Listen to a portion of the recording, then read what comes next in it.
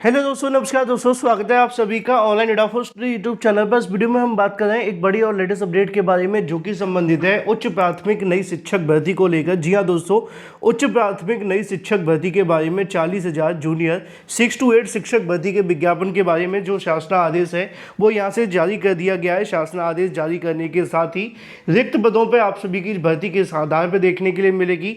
BEd BTC plus TET को लेकर बात करेंगे। साथ ही साथ बात करने वाले हैं आप सभी आवेदन एग्जाम डेट के बारे में, योग्यता को लेकर, चयन प्रक्रिया के बारे में डिटेल में सारी चीजें कवर करेंगे। चैनल को सब्सक्राइब करके बेल आइकन को दबा लें और वीडियो को लाइक कर दें जिससे कि आपको रियल ऑथेंटिक जानकारी ऑनलाइन एडाफोर स्टडी यूट्यूब चैनल के माध्यम से मिलती रहे। क्योंकि किसी भी नई भर्ती को लेकर कोई भी जानकारी निकलकर सामने आती है तो सबसे पहले आप सभी को ऑनलाइन एडाफोर स्टडी यूट्यूब चैनल के माध्यम से सही सटीक और डिटेल में बता दी जाती है। अब यहाँ पे आप सभी के लिए जो जानकारी देखने के लिए मिली है वो है आप सभी के लिए 40,000 के समथिंग पदों पर नई शिक्षक भर्ती के बारे में। अब ये शिक्षक भर्ती कई मायनों में खास है। अगर बात की जाए भर्ती को लेकर तो पदों की संख्या अच्छी खासी है, क्योंकि सबसे बड़ी चीज़ तो वही होती है ना, जिसमें ज़्यादा से ज़्यादा पद हो वो वैकेंसी अच्छी होती है। लेकिन वैकेंसी के साथ साथ यहाँ पे आप सभी के लिए जो पद देखने के लिए मिलते हैं वो काफ़ी महत्वपूर्ण है और आपका कहीं ना कहीं कह सकते हैं कि यहाँ पे आपकी जॉब प्रोफाइल जो है वो उससे भी ज़्यादा बेहतरीन है। इसके बारे में मैं आपको डिटेल में जानकारी दे दूँ और साथ ही इस वीडियो के लास्ट में आते आते मैं आप सभी को इसकी योग्यता, चयन प्रक्रिया, सिलेबस के साथ साथ वो सारी जानकारी भी बता दूंगा जो आप सभी को काम की है और इसमें आवेदन करने के लिए कौन कौन अभ्यर्थी पात्र हैं और क्या क्या आपसे मांगा जाएगा। इसलिए वीडियो को पूरा देख लेना जिससे कि आपके तमाम सवालों के जवाब मिल जाएंगे। चलिए पहले बात कर लेते हैं इसको लेकर जारी किए गए आदेश के बारे में और दी गई इसके बारे में जानकारी को लेकर। अब यहाँ पे जो आप सभी के लिए जो नोटिफिकेशन देखने के लिए मिल रहा है 40,000 पदों पर शिक्षक भर्ती को लेकर, इससे संबंधित जानकारी उन्होंने अपने ट्विटर हैंडल के माध्यम से भी जारी कर दी है और इससे संबंधित उन्होंने पैम्पलेट भी जारी किया है जिससे कि अभ्यर्थियों को दोनों के बारे में जानकारी पता चल सके।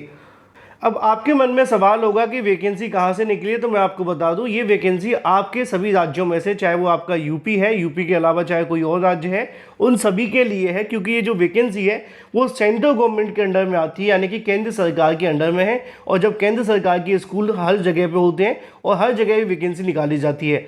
ये पूरे तरीके से परमानेंट शिक्षक भर्ती है, किसी प्रकार की कोई संविदा नहीं है। ये सारी बातें मैंने आपको स्टार्टिंग में ही क्लियर कर दी जिससे कि आप कमेंट करके अब इसके बारे में कन्फ्यूज़ ना हो।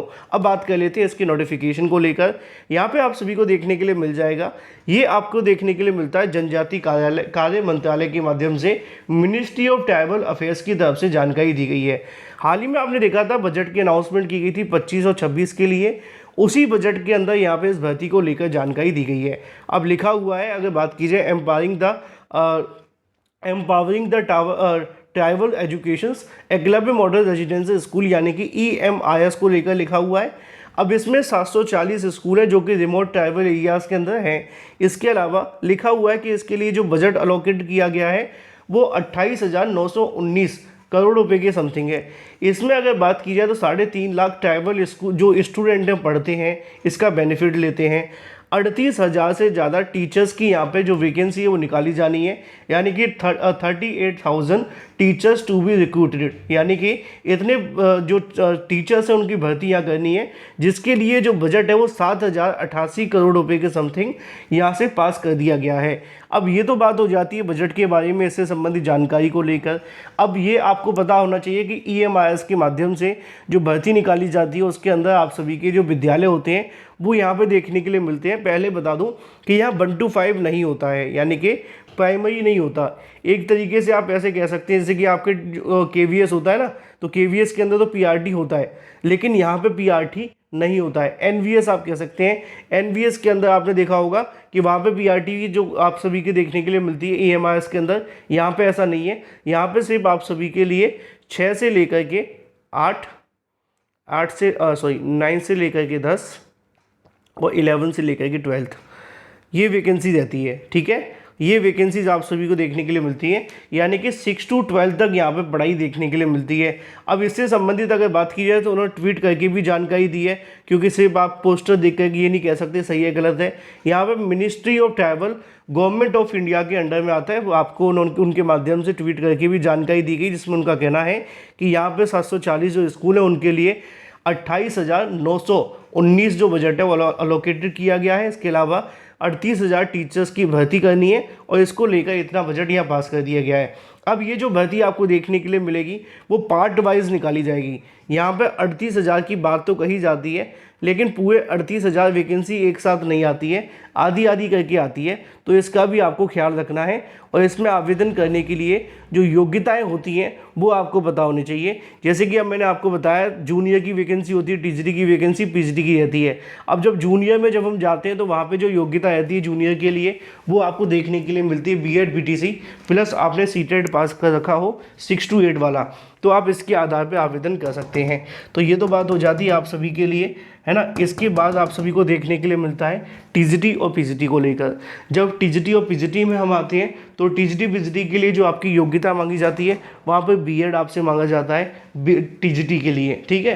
टीजीटी में बीएड के साथ में आप सभी से क्या मांगा जाता है वो आपको देखने के लिए मिलता है, सीटेट रहता है। इसी तरीके से पीजीटी को लेकर बात की जाए तो पीजीटी भी आप सभी को देखने के लिए मिलता है और उसके अंदर भी आप सभी से बीएड अनिवार्य होता है और बीएड के आधार पर आप इसके लिए आवेदन कर सकते हैं। अब सवाल निश्चित तौर पर आपके मन में होगा कि इस भर्ती को लेकर जो जानकारी यहाँ पर जारी की गई है उसको लेकर नोटिफिकेशन कब तक जारी होगा, कब तक इसके आवेदन होंगे और परीक्षा कब तक देखने के लिए मिलेगी।